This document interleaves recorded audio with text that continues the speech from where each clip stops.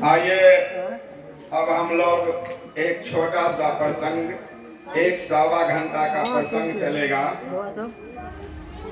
एक दीवानी थी, उस गुरु भक्ति के दीवानगीपन उसमें समाया हुआ था, जो मेवाड़ की रहने वाली थी, जिसका प्यारा सा नाम था मीरा। आइए आज हम मीरा का एक छोटा सा प्रसंग, किसी से कोई बातचीत नहीं करेंगे, कारण वीडियो बन रहा है, आपकी आवाज इधर उधर भटका देगा ध्यान को, इसलिए आप लोग शांति पूर्वक एकाग्र होकर के सुनिए। एक बार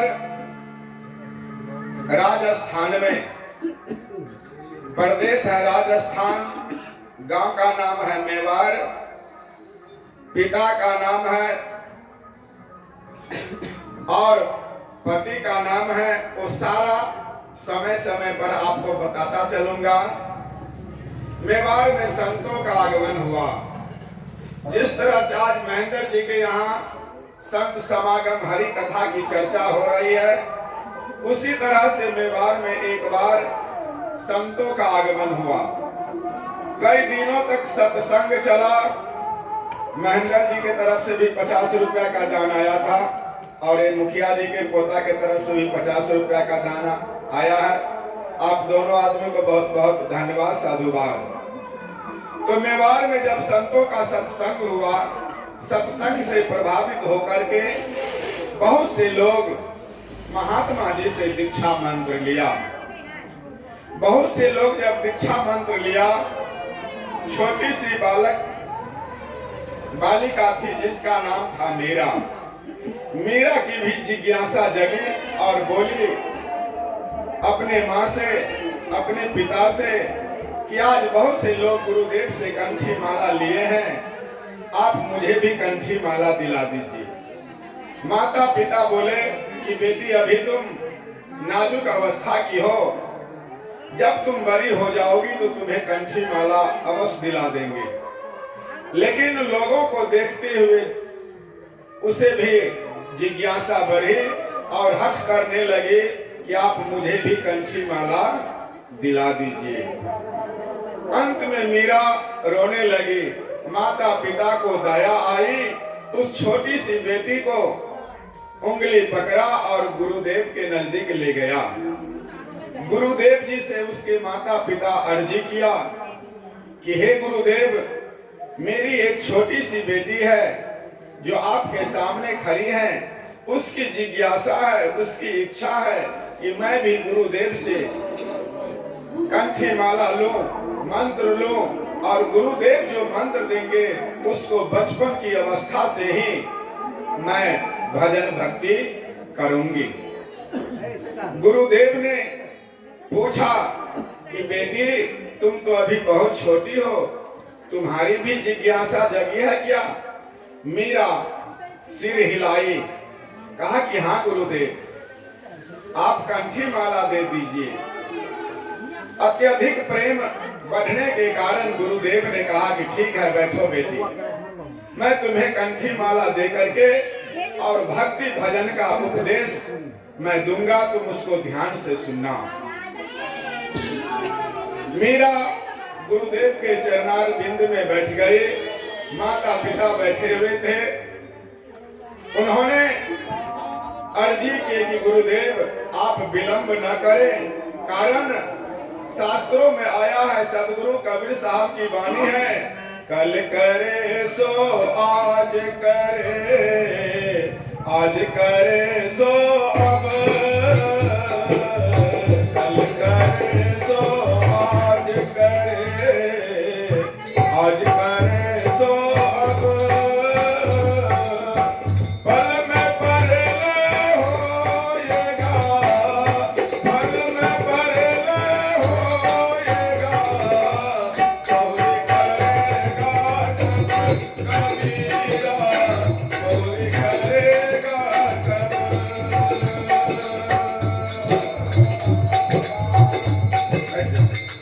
बोली कि हे गुरुदेव, यह जीवन तो क्षण भंगुर है, यह जीवन तो नाशवान है, पता नहीं यह जीवन रूपी डोरी कब टूट जाएगी, इसे मुझे पता नहीं।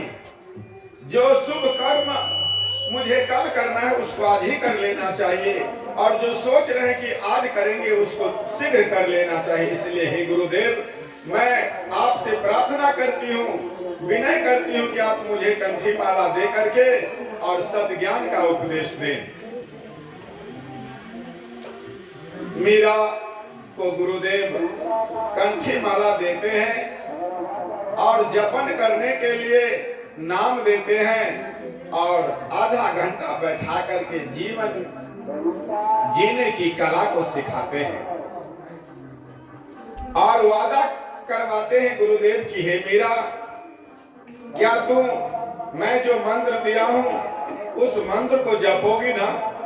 मीरा बोली कि हे गुरुदेव, टूटे न तार भजन करे निस्दिन, प्रत्येक दिन जब मुझे समय मिलेगा, पैर में घुंघरू हाथ में खंजनी लेकर के आपके दिए हुए मंत्र को, आपने जो मंत्र दिया है उस मंत्र का नाम है जय गोविंद जय गोपाल।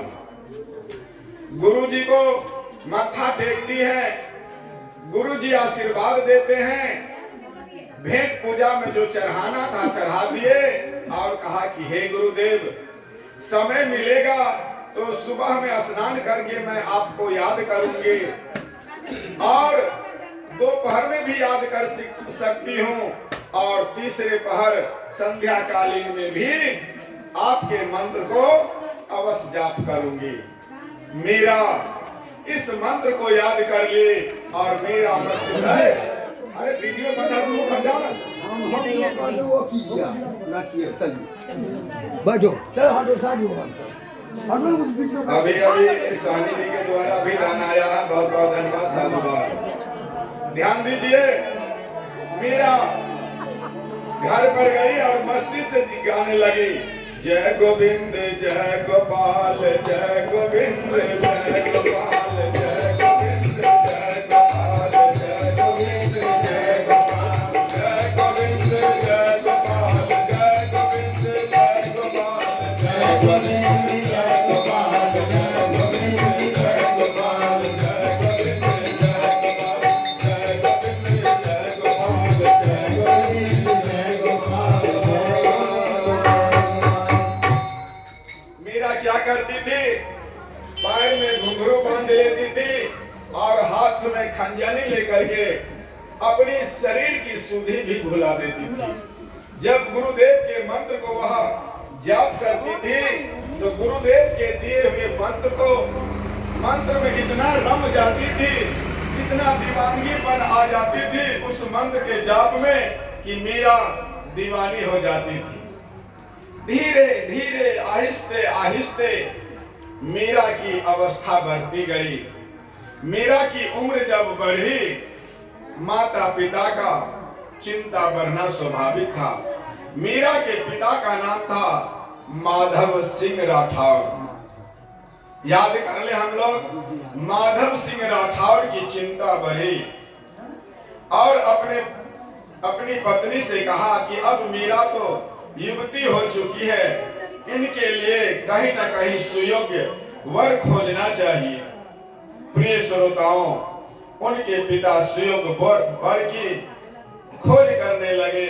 इधर मीरा पैर में घुंघरू और हाथ में खंजरी लेकर के गुरु के प्रेम रूपी डोरी को मस्ती से गाने लगी।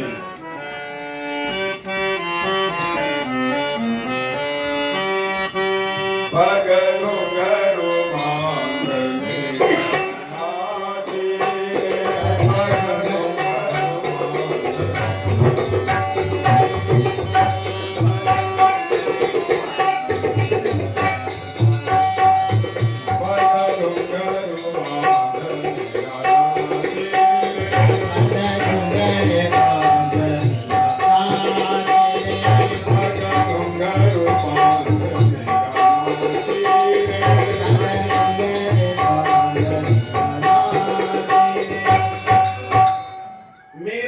प्रतिदिन जब गुरु की याद आती थी, न सुबह समझती थी, न दोपहर, न संध्या, न रात्रि। जब उसकी चेतना जग जाती थी, गुरु के स्वरूपों को जो ही याद आती थी, तुरंत पैर में घुंघरू बांधती थी, हाथ में खंजनी लेती थी और मस्ती से नाचने लगती थी। देह की भी सुधि नहीं रहती थी। ग्रामीण लोग कहने लगे कि माधव सिंह राठौर, आपकी बेटी तो युवती हो चली है, लेकिन पता नहीं उन्हें क्या दीवानगीपन आ गया है, जो न तो सुबह का बेला समझती है, न संध्या, न दोपहर, न रात। जब उसकी दीवानगीपन आता है नाम धुन में, तो मस्ती से जय गोविंद जय गोपाल, जय गोविंद जय गोपाल की रट लगाती है। वो तो न दिन समझती है, न रात्रि, कुछ भी नहीं। प्रिय श्रोताओं, माता पिता ने एक सुयोग्य वर खोजा जिसका नाम था राणा। राणा एक अच्छे परिवार से बिलोंग करते थे, सुयोग्य वर था। दोनों की जोड़ी अच्छी लग रही थी। माता पिता दिन निश्चित किया और बड़े ही धूमधाम से, बड़े ही खुशी से पूरे मेवाड़ में लोगों को आमंत्रित किया और उस आमंत्रण में हजारों लोग बाराती को देखने के लिए आते हैं। जब मीरा की शादी हो जाती है, मीरा की जब शादी हो जाती है, तो मीरा की माँ शिक्षा देती है। क्या शिक्षा देती है? बेटी जाई छे ससुर बात बसी है, बेटी जाई छे ससुर बात बसी है कि मैया के मान।